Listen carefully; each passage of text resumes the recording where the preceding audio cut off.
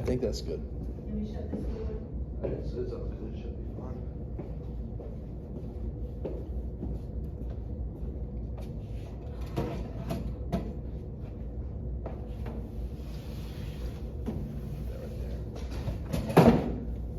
So, with the Epstein birthday letter is a note and a drawing from Donald Trump, included in the 2003 birthday book for Jeffrey Epstein's 50th birthday. And it includes various bits of stuff and quotes thanking Jeffrey Epstein and wishing him a happy birthday, such as, "We have certain things in common, Jeffrey. Enigmas never age. Have you noticed that?" He concludes it with, "A pal is a wonderful thing. Happy birthday, and may every day be another wonderful secret." A handwritten Donald appears beneath the typed Donald J. Trump signature. Now, you could take the "we have certain things in common" into various contexts, as you'd imagine, with associating with somebody by the name of Jeffrey Epstein. So, I mean, yeah, what was, he did say a lot of interesting things in that birthday letter in itself. I mean, he says something about, may every day be what wonderful secret. A wonderful secret. Yeah, well, I don't know what he means by that, but did they ever drop the Epstein files? No, No. probably will never. But I thought that he said he would. Did Well- he say that like last year, January? Actually, I believe it was in June 2024 on Fox News. He said, "Yeah, I would. I guess I would." And then also adding on to that, he said, "If it affects people's lives, if it's phony stuff in there, it will affect those people's lives." But what? But isn't like his whole like main debate is that like he pushed for these files to get dropped, and it's almost 2 years now. It's almost the end of this year, and What could be phony in the files? what could be funny in the files? I mean, why If so long? If it's the official logs, what would be so phony about it? I mean, maybe there's something about him in there. I don't know. I mean, you can't really tell. I mean, what has he said recently about it? Have you spoken anything recently about them? He's been questioned about it recently and said that it was boring. Oh yeah, I remember. Yeah, he said he was. It was in July, wasn't it? July 15th, 2025. He said it was Yeah. boring, and he doesn't know why his supporters are interested in the case. So, whatever that could mean specifically, I mean, let's face it. I don't think we will be getting the Epstein files. That's a lot of bad people that are not. It's most likely That are a going to lot notice. of high-ranking politicians, really, that might be on the files. Might be. Because we have them. There's a chance they need to be released. I mean, he said.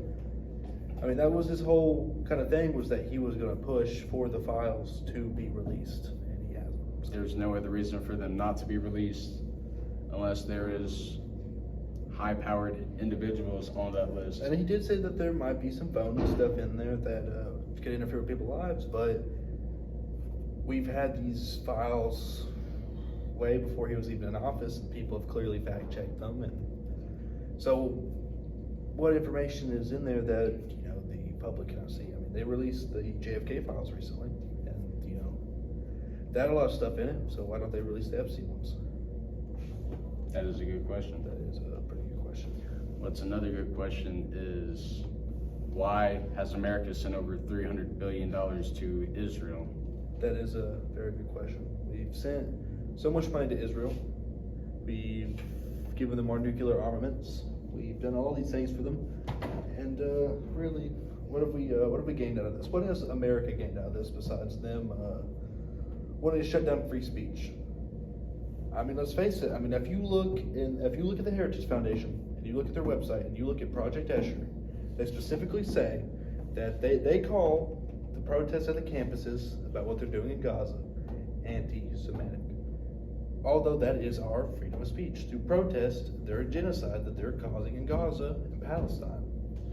They're really, I don't get it. Why are we giving them so much money? Why are we giving them so much money? That is a good question. I mean, I would also like to ask, why has President Trump alone received over $230 million from pro-Israel interest groups?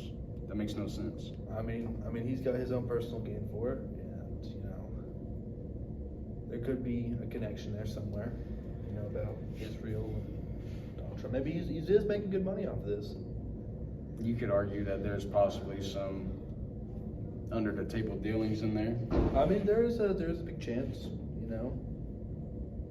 But So- I think the main thing is that we're giving all this money to people that do not like us.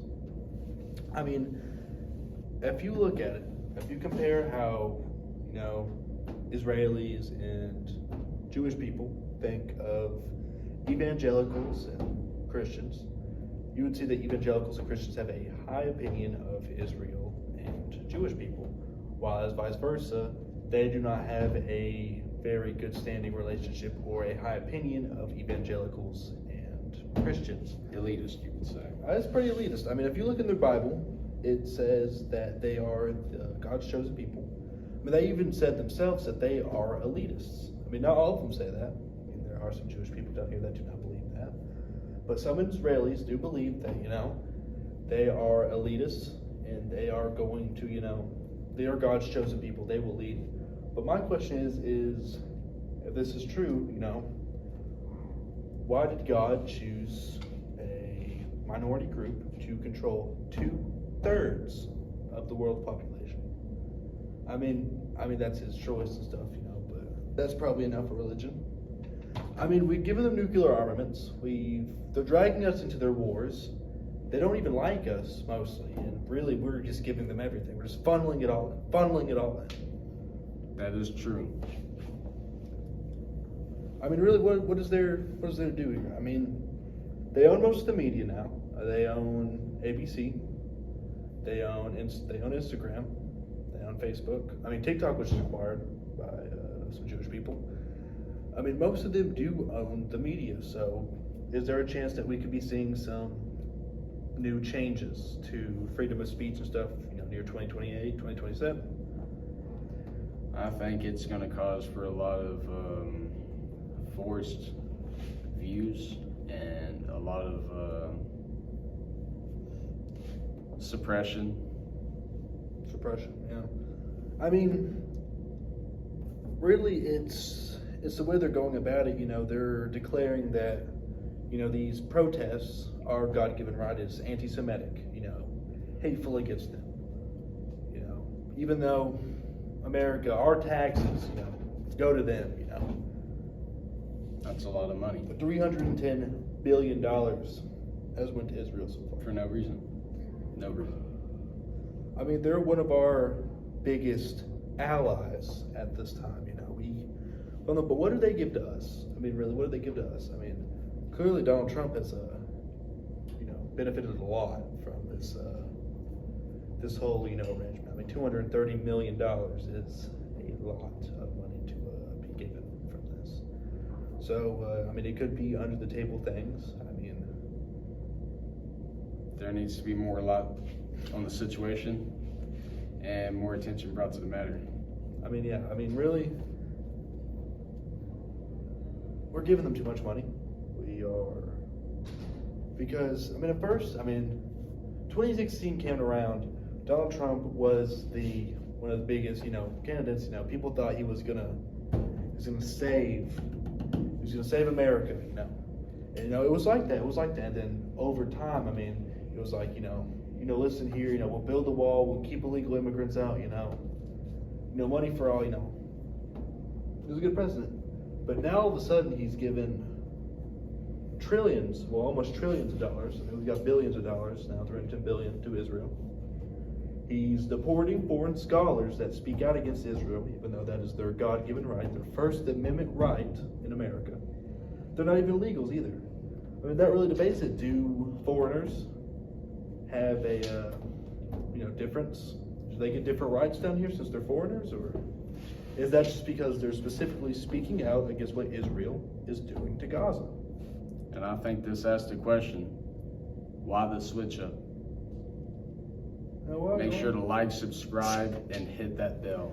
And I think this will conclude this episode. I'm cutting the subscribe thing out. Yeah, but I think that works. Does that seem a lot more? Yeah. I'll email that to you and you can edit it however you want to. I have to download CapCut. Better download it on the way while we're walking up here. Because